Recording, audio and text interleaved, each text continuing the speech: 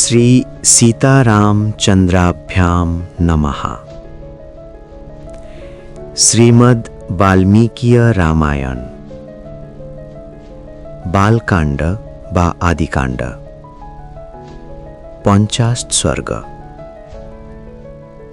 শ্রীরাম লক্ষ্মণকে নিয়ে মহর্ষি বিশ্বামিত্রের মিথিলায় গমন। রাজা জনক কর্তৃক মহর্ষি বিশ্বামিত্রের অর্চনা এবং রাম লক্ষ্মণের পরিচয় গ্রহণ। অতঃপর মহর্ষি বিশ্বামিত্রকে পুরোভাগে নিয়ে শ্রীরামচন্দ্র লক্ষ্মণের সঙ্গে মহর্ষি গৌতমের আশ্রম থেকে উত্তর পূর্ব কোণ অভিমুখে গিয়ে মিথিলারাজ জনকের যজ্ঞশালায় উপস্থিত হলেন। তখন লক্ষ্মণের সঙ্গে একসঙ্গে শ্রীরামচন্দ্র মুনিশ্রেষ্ঠ বিশ্বামিত্রকে বললেন, হে মহাত্মন, মহাত্মা জনকের যজ্ঞের সমারোহ প্রশংসনীয়। এখানে নানা দিক দেশবাসী, বেদ অধ্যয়নশীল ব্রাহ্মণদের সমাগম এবং শত শত পূর্ণ ঋষিদের বাসস্থান দেখা যাচ্ছে। অতএব হে ব্রাহ্মণ, এমন কোনো স্থান নির্দিষ্ট করুন যেখানে আমরাও অবস্থান করতে পারি। শ্রীরামচন্দ্রের কথা শুনে মহামুনি বিশ্বামিত্র জলের সুবিধা আছে এমন নির্জন স্থানে বাসের ব্যবস্থা করলেন। মহর্ষি বিশ্বামিত্র এসেছেন শুনে অনিন্দ চরিত্র নৃপশ্রেষ্ঠ জনক মহাত্মা ঋত্বিকগণের সঙ্গে কুলপুরোহিত শতানন্দকে পুরোভাগে নিয়ে সত্বর সবিনয়ে তাকে অভ্যর্থনা জানালেন এবং ধর্মানুসারে তাকে ধর্মীয় অর্ঘ্য প্রদান করলেন।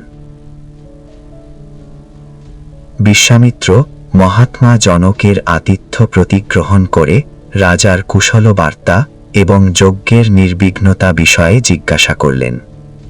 অতঃপর উপাধ্যায় সহ পুরোহিত ও মুনিদেরও কুশল জিজ্ঞাসা করে সেই ঋষিদের সঙ্গে সানন্দে মিলিত হলেন। তখন রাজা জনক কৃতাঞ্জলি হয়ে মুনি শ্রেষ্ঠ বিশ্বামিত্রকে বললেন, ভগবান, আপনি মুনি পুঙ্গবদের অর্থাৎ শ্রেষ্ঠ মুনিদের সঙ্গে আসন গ্রহণ করুন। রাজা জনকের প্রার্থনানুসারে মহামুনি বিশ্বামিত্র উপবেশন করলেন। অতঃপর কুলপুরোহিত, যজ্ঞের ঋত্বিকগণ এবং মন্ত্রীগণ সহ রাজাও চতুর্দিকে পরিবেষ্টন করে যথোচিত আসন গ্রহণ করলেন। মহর্ষি বিশ্বামিত্রকে সেখানে উপস্থিত দেখে রাজা জনক বললেন, দেবগণ আজ আমার যজ্ঞের আয়োজন সফল করেছেন। আজ মহাত্মার দর্শনে আমি যজ্ঞ ফল প্রাপ্ত হয়েছি। হে ব্রহ্মণ, মুনিগণ সহ মুনিশ্রেষ্ঠ বিশ্বামিত্র আমার যজ্ঞস্থলে উপস্থিত হওয়ায় আমি ধন্য এবং অনুগৃহীত। হে ব্রহ্মর্ষে, মনীষীগণ বলেছেন আমার দীক্ষার জন্য নির্ধারিত সময়ের আর 12 দিন অবশিষ্ট আছে। হে কুশিকনন্দন, তারপরেই আপনি যজ্ঞের ভাগ গ্রহণকারী দেবগণকে দেখতে পাবেন। মুনিবরকে এই কথা বলে সংযতচিত্ত রাজা জনক আনন্দোজ্জ্বল মুখে কৃতাঞ্জলি হয়ে আবার তাকে জিজ্ঞাসা করলেন, হে ঋষে, আপনার তপস্যা শুভময় হোক। হে মুনিবর, দেবতুল্য পরাক্রমশালী, হস্তির ন্যায় দৃঢ় অথচ ধীর গতিসম্পন্ন কিন্তু ব্যাঘ্র ও বৃষতুল্য বীর, শ্রেষ্ঠ অস্ত্র সকল এবং খরা তৃণীর ও ধনুর্ধারী বীর, এরা কারা? নবযৌবন প্রাপ্ত এবং পদ্মপত্রের ন্যায় বিশাল নয়নদ্বয় যুক্ত, এরা রূপে অশ্বিনী কুমারদ্বয় তুল্য। এদের দেখে মনে হচ্ছে স্বর্গ থেকে দুজন দেবতা যেন স্বেচ্ছায় মর্তে অবতীর্ণ হয়েছেন।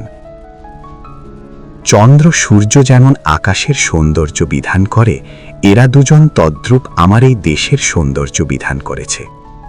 কাকপক্ষধর সুন্দর জোলাপিধারী বীর, পরস্পর হৃদয়ের ভাব প্রকাশে তুল্যরূপ এই কুমারদ্বয় কার পুত্র? কেনই বা পদব্রজে এরা এখানে এসেছে? এই সকল তথ্য আমি পুরাপুরি শুনতে ইচ্ছা করি। মহাত্মা জনকের সেই অনুরোধ শুনে মহাত্মা ঋষি বিশ্বামিত্র বললেন, এরা দুজন দশরথের পুত্র।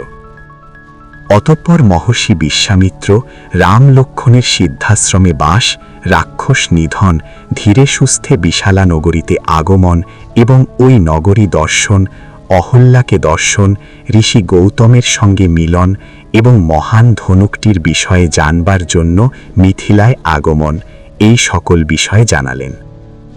মহাতেজস্বী মহর্ষি বিশ্বামিত্র মহাত্মা জনককে এই সব বিষয় অবগত করে বিরত হলেন। মহর্ষি বাল্মীকি বিরচিত আদিকাব্য রামায়ণের বালকাণ্ডে বা আদিকাণ্ডে 50 সর্গ সমাপ্ত। নমস্কার।